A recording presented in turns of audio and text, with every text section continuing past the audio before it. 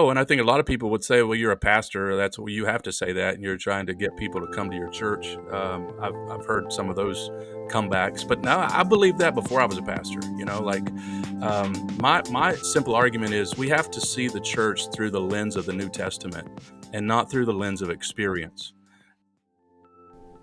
Hey, All Things listeners. On today's episode, we are talking about the new Love Your Church series produced by the Good Book Company and Acts 29. These are books and resources to help you better love your church. Before we dive in, I want to invite you to go to loveyourchurchseries.com to check out the free small group kits that are available to you there. Again, they are free and they will help you love your church. All right, now let's dive in. Welcome to All Things. Today on this episode, I am gathered by my brothers, my coworkers in the gospel, Tony Merida and Barnabas Piper. So the three of us have joined together to publish a few new books just in the past week or so.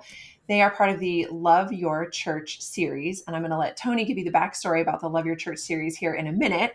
But I just wanted to share with you, Tony wrote the book Gather, and then Barnabas wrote the book Belong, and I myself wrote the book Welcome. Now, these are the first three in a series of more books that will be released over the next year or two, and they are meant to be a resource for churches, for attendees, members, leaders to read together. And the hope is that these small books will be really practical and lead to really fruitful discussions for churches. So welcome, Tony and Barnabas. Thank you guys both so much for being here. Yeah, glad Thanks, to be Sam. on Great with to be with you. you. Yeah, thank you. It's fun for the three of us to gather together. So I know both of you are pastors, and I want to just start out by letting you guys introduce yourselves to everybody who's listening. You weren't always pastors. You weren't always necessarily leading a church. Can we start off, maybe Tony, you go first, and Barnabas, you go second. Tell us your background in the church and how you came to be where you are today, both pastoring and authoring for the church. So I was born in Michigan, in Detroit, but grew up in Kentucky. Had a great love for sports as a kid. Ended up going to college on a baseball scholarship. Was far from the Lord, and the Lord saved me through the witness of some teammates. And I began to really just engage with the Bible a lot of Bible studies. I was getting asked to speak at different things. Um, and the Lord just called me to the ministry of the Word as a junior in college. Ended up finishing my degree, and then went to seminary and have pastored a couple of churches before planting this church, Imago Dei, which we planted 11 years ago. Along the way, ran into my wife. We met at youth camp. She was not a camper, by the way. She was a staff member with me. She's actually older than me, but we met at youth camp and have really only ever known each other doing ministry. So we are going on 20 years of marriage. I still can't believe I'm in ministry. Nobody that I meet on the street imagines I'm a pastor. I've heard everything. You own a tattoo parlor. I bet you have a Harley shop, or you look like Daughtry. I've had all kinds of things. So I always say, man, I'm more surprised than you are that I'm a pastor. But the Lord has been really gracious to put me where He's put me. That is awesome. What a great story of God's faithfulness and just redeeming you in the midst of baseball. I love that. Yeah. How about you, Barnabas? Well, I never get compared to Daughtry and nobody thinks I own a tattoo parlor. So I guess, Tony wins. But my background in the church goes back to, preconception, I think, because my dad was a pastor starting 3 years before I was born, and then retired from full-time pastoral ministry on my 30th birthday. So I grew up in the church, kind of every time the doors were open kind of thing. And for the most part, I loved it. I've had a love-hate relationship with the church over the years, but more love than hate. And a lot of good came out of growing up in the church. And my parents were faithful to raise me to know the Lord, and fed me scripture, and have, probably to this day, never ceased to pray over me.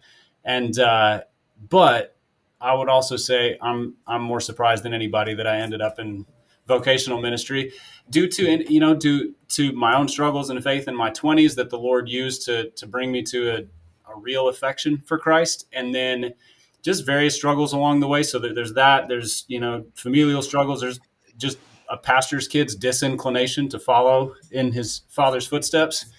And then somehow a few years ago, the Lord stirred my heart and pulled me out of the Christian publishing industry and called me to serve at Emmanuel Nashville, where I am now. I'd been a member at Emmanuel for a couple of years prior, and it had been just deeply instrumental in my life in healing my soul and deepening my trust for the church and what God can do through the church, and helped me see that my cynicism wasn't entirely accurate. And so there's so much to be grateful for. And I've been on staff here now for about 3.5 years, and absolutely love it. Hmm. That is awesome as well, Barnabas. Thanks for telling us your Yeah. story.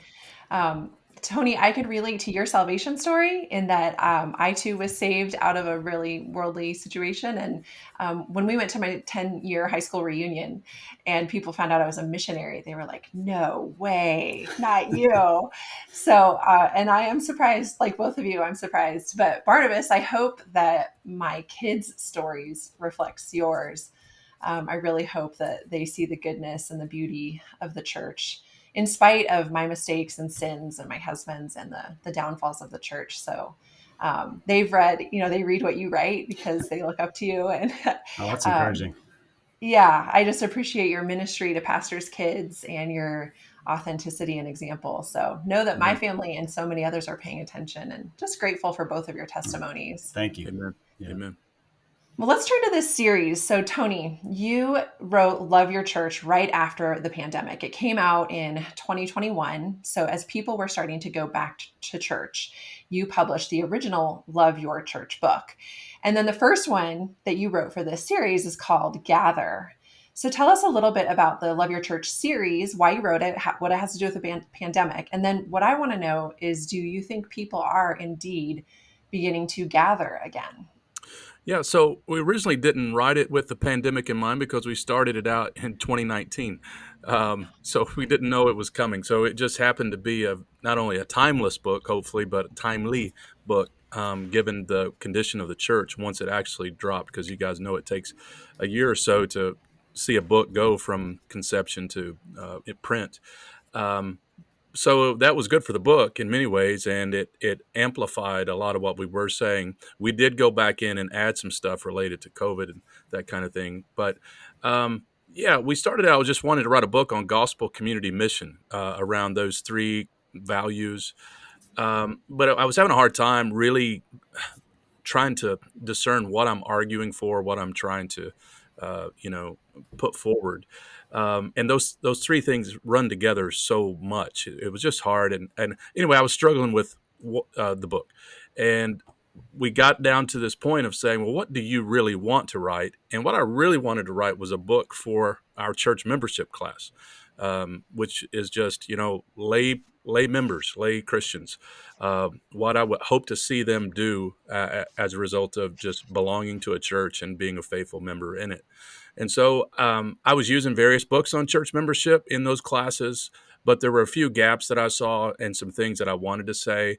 And I wanted to write a book that was less about church polity and more about kind of the culture of the church.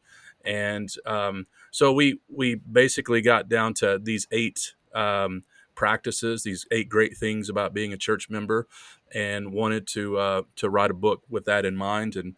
And so yeah, the book you know, did well enough that they wanted to do a series and kind of spin off of those eight things to really drill down deeply into them. But yeah, the thesis of Love Your Church is stated right in the very beginning, that my simple goal is that people would love Jesus and they would love his church, and that they would see those two go together. Like to love Jesus is to love what he loves, and he loves the church. And so we're trying just to articulate why you should love the church and how you can love the church. Some people want to, they just need some help on how to. And so we're trying to be both biblical and practical. On to the second question of gathering, I think that answer is probably different in different parts of the world. Um, In Florida, COVID never really happened, and so it's it's different in Michigan or wherever you might be. I'm joking to all my Florida friends. We love you. Um, but some people were impacted in massive ways. Some were not impacted that much. It just really depends on your context. We were impacted. I mean, we have a very politically diverse city in Raleigh. We're kind of an anomaly to the rest of the state. And so it was hard navigating all of that stuff. And then we've had people upset, people that's left. We met outside on a baseball field for a long time during the lockdown, during COVID. And we're almost back at numbers pre-COVID, which we're really happy about.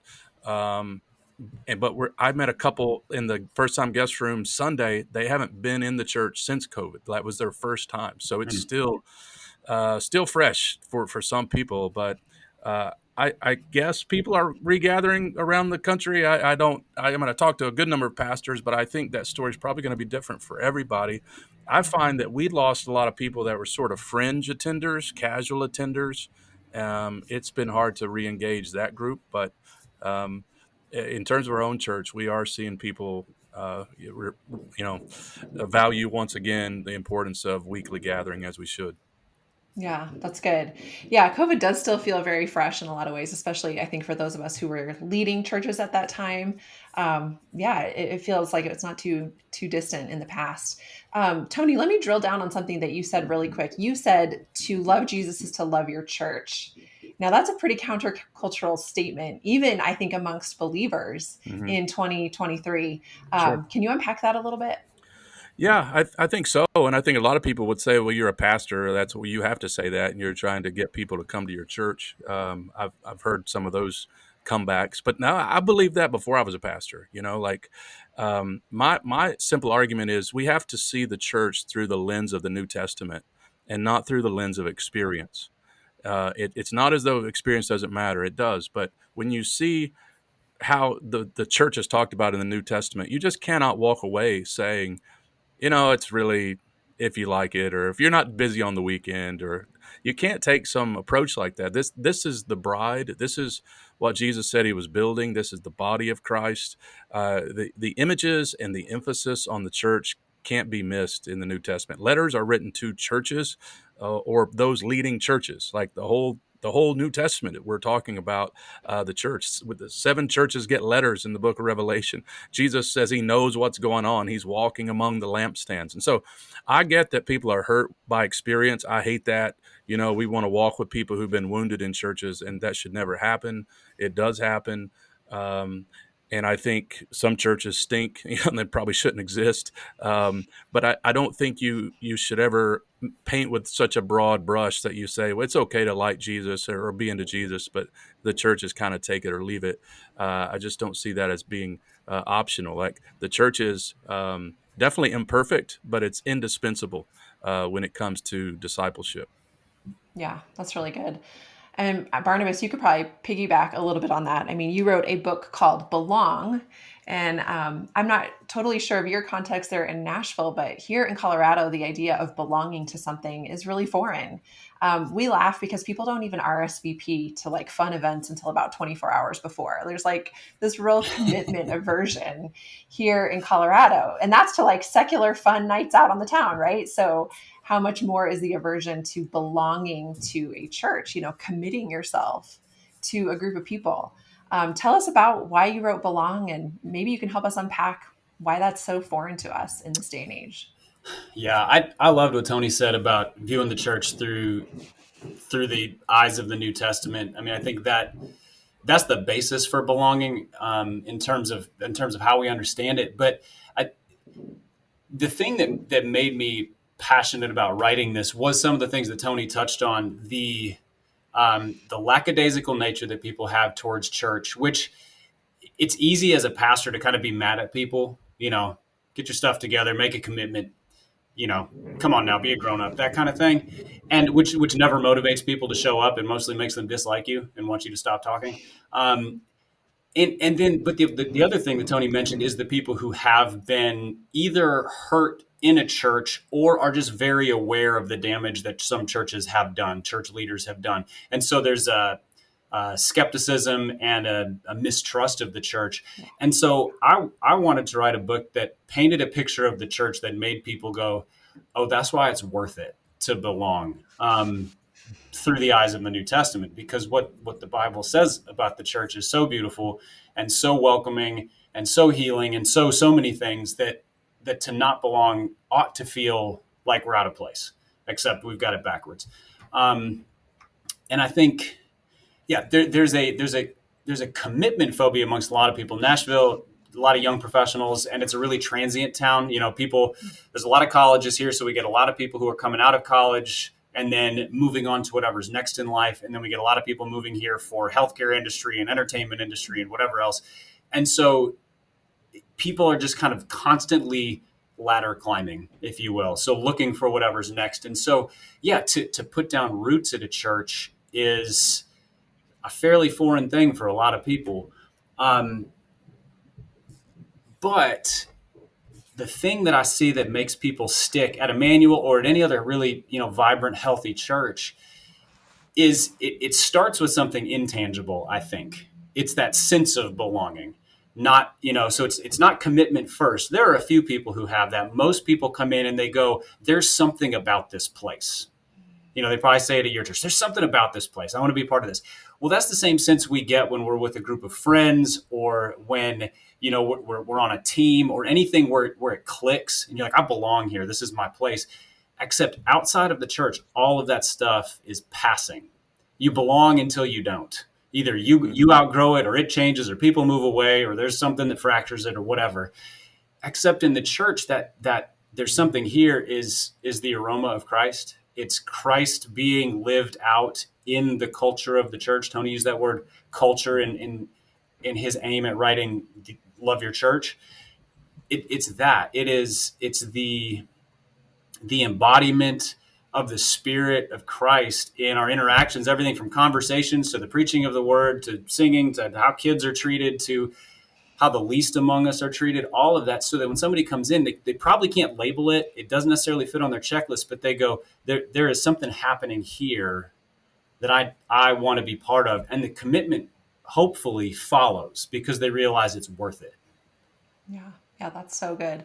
I think, I read Belong, and you write really personally. You clearly write with a personal affection for the body of believers that the Lord has called you to. And it did stir in me just more greater affection for my church. And so I do pray that the Lord uses it to draw people who might be on the fringes back into belonging. But you also said something really interesting there. You spoke to the transient nature of the Nashville community. So people are coming and going, moving in and out, climbing ladders. But then the permanence and the eternality of the local church. I love that juxtaposition because I think, all over the United States and the world, really, we are a transient people. We pick up and move for all kinds of things. And so, just the idea that we can plug in then to the eternal, beautiful expression, Christ's bride, when we move to a new city is really great. What I wonder if Barnabas, could you, what do you think is the tipping point? Somebody visits a church on a Sunday morning, like, oh, I should go to church. I used to go to church, or I'm in crisis. Let me try church. What is the tipping point between like church shopping and church belonging? And how do we, maybe as church members, help make that tipping point happen for more people more often? That's a really good question. It probably really depends on where they're coming from. I mean, we have people who come into our church who are, they've just moved to Nashville. They looked on Acts 29's website and they found our church because it's an Acts 29 church, or the pastor in there where they're coming from recommended them. A tipping point for them is going to be different than somebody they haven't been to church in years. They grew up, it's the South. Everybody grew up in church here, and they're just sort of jaded towards it. And they need to have trust rebuilt. So some people come in ready to trust, and some people come in wounded or jaded or angry or bored or any number of other things. And so the tipping, I think it's the same process for both. It's just that for some people it takes about 2 Sundays, and for some people it takes about 2 years. And it is the way you pose the question, what can members do, is really good, because most of this doesn't rest on the church leaders. We set a tone, we set a culture, we call people to things, we try to preach the word and disciple, But what happens in the life of the body is what makes people feel welcome and draw them into belonging. And it is them being received with a come as you are mentality, but not that shrug and like, you're fine just the way you are, because that's not biblical, but rather come as you are. And then let's walk towards Jesus together. And Mhm. along the way, friendship happens. So, and then when you're friends with somebody, you stick. And so it's whether you're coming out of the worst time in your life, which is how I walked into the doors of Emmanuel, or you're great. You just got a new job. You just moved to an exciting new town. You're flying high, and you walk in. Come as you are. We both need the same thing. Mhm.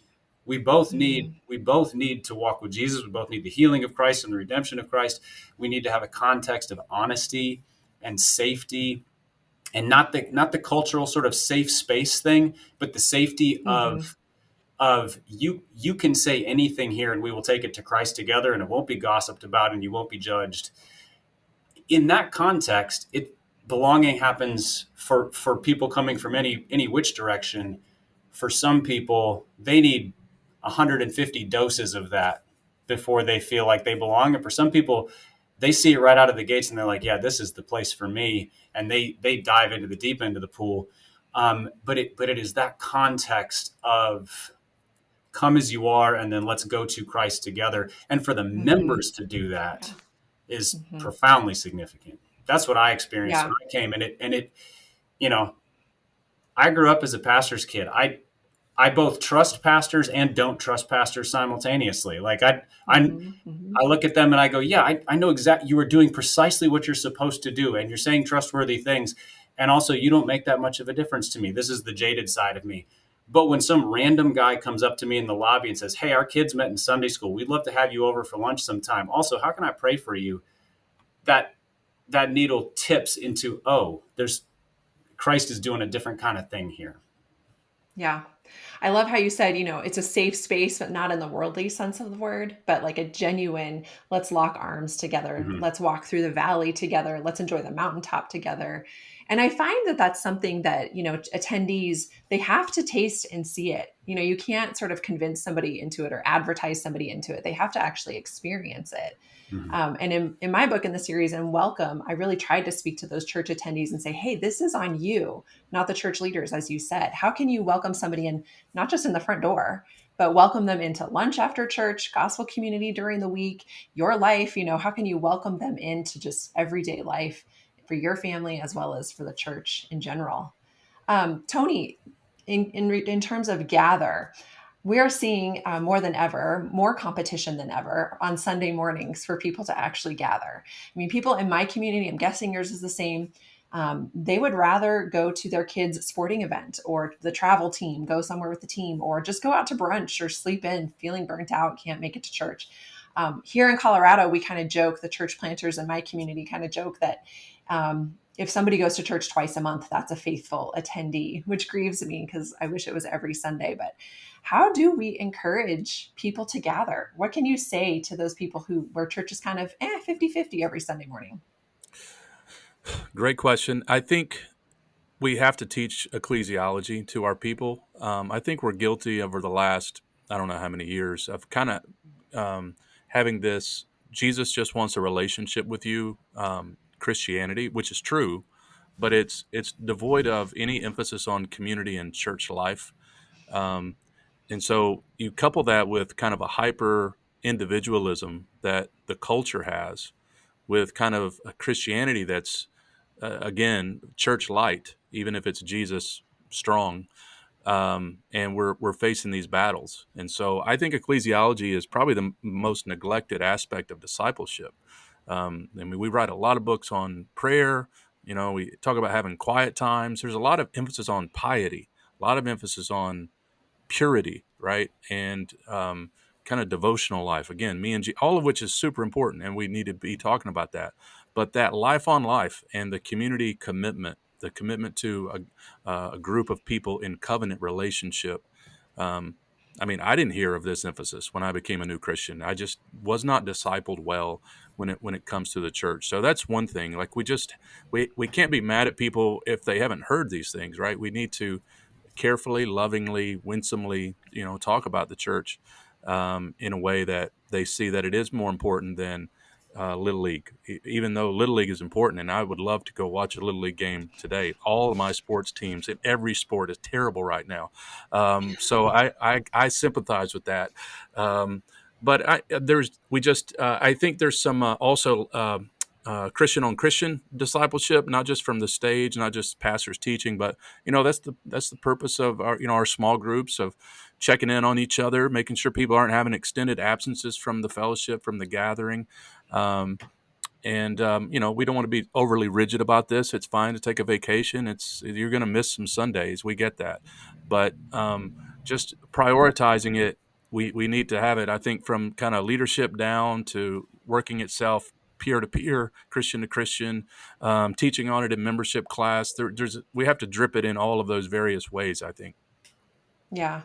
I think it's similar to what we just talked about with Barnabas in terms of people have to taste and see that it's good. If you consistently attend church every Sunday, if you're part of a small group, if you belong to those relationships, as Barnabas put it, then you do get this sense that something's missing if you cannot go on a Sunday morning. And I love that for people when they finally get to that point where they realize, no, for me, Sunday morning is a family reunion of sorts where I get to turn my eyes from myself and worship the Lord. And you brought that out, Tony, in your book so well, just the different things that we do every Sunday morning and how that points us to Jesus and takes our eyes off our circumstances and our eyes off of ourselves. And so I have found, I've been a believer now for over 20 years, but I have found, especially as an adult and somebody who's a professional Christian, in Christian ministry, that Sunday mornings have been such a good opportunity for me to lift my eyes off myself and fix them on the Lord. Yeah, Um, yeah, and I've been corrected before as a pastor. Like I Mm-hmm. write about in gathering. My friend Stefan, who's from Germany, he came in town, and um, it was a really quick trip because he had a bunch of things to do. And I was like apologizing. I was like, "Man, I wish I could have showed you this or taken you to this restaurant or whatever." And we just spent all day at church, and because at the time we had like three services, and he says, "Tony, there's nothing greater that you could have shown me. I got to worship with the saints at Imago Day. Like, what are we going to do? Go ride goat karts? Like, what's better than meeting together with the saints?" And so I was like, "That's a strong point, pal." Um, yeah. yeah, we all need Yeah, those that's so corrections. good. That's so good. Yeah, absolutely. Well, let me ask you guys this. If we are to zoom out from your lives, you guys are clearly both all in on the church. You're both pastors. You both write for the church. Your lives are really immersed in the church. Now, so is mine. So sometimes I'm like, oh, that's normal. Like, that's what we do. But then I spend some time with my secular friends or secular family, and I'm like, nope, actually, we're super weird. Barnabas, let's start with you. Why be all in on church with speaking, writing? 24/7. Why be all in? Yeah, that's a question I asked myself a lot before getting into it, actually, because it felt very much like it didn't sneak up on me. I was kind of church adjacent for a long time, so I've been a member of a church basically my entire adult life, but for about 14 years I worked in Christian publishing, which is it's a great way to sort of be part of the church, but not really, because I get to do a lot of things on behalf of it, but not have to deal with all the mess of it. Um, and so I mean, there was kind of an arm wrestling match with God when I started to sense it might be time to move out of this thing that I'd been in for a good while and move towards pastoral ministry. And the answer was in all the things that God was doing through the local church. I mean, I was a member of Emmanuel at the time, so I just got to see, oh, this is worth being all in on because this is where everything I want to see happen in the world is happening. No, I don't mean that Emmanuel will change the world, but local churches are how the world is changed. Everything from the individual souls to the desires for social justice and everything in between. All of that goes through the local church because it's how God designed His kingdom to be set up. So, what better thing is there to give everything to? Um, Writing time, vocation, whatever. And that for those who are listening who are not called to vocational ministry, this isn't to say the only way to do this is to be on staff at a church, because we just talked about the importance of membership. The local church is the people who are all out in the world serving Christ in a billion vocations. But it was that realization that everything I want to see happen in the world for the sake of Christ starts in the local church. It goes from there, but it starts here. So, yeah, if I'm called to the epicenter and I can belong somewhere, there's not a better place to be. Yeah, I love that answer. What would you add, Tony? Yeah, I think the local church is where the action is. Mm, It's often a slog. It's often painful. I have a lot of highs and a lot of lows. My wife and I have a rule, like, we both can't be discouraged at the same time. At least one of us need to be encouraged. yes. But that's where I want to invest my life. Jesus walks among the lampstands. Like, he loves his church, and I want to love it as well. And I know there are problems, there are flaws. Heck, I'm a flawed pastor, so I get it. But yeah, I've had opportunities to also just sort of be in positions where kind of around the church, Mhm. and do some good stuff for the church. But again, I'm like Barnabas. I want to be in the center of it. Yeah, I love that. And you both, the affection you both have for the church is coming through clearly. And I really do appreciate that and feel encouraged by this conversation.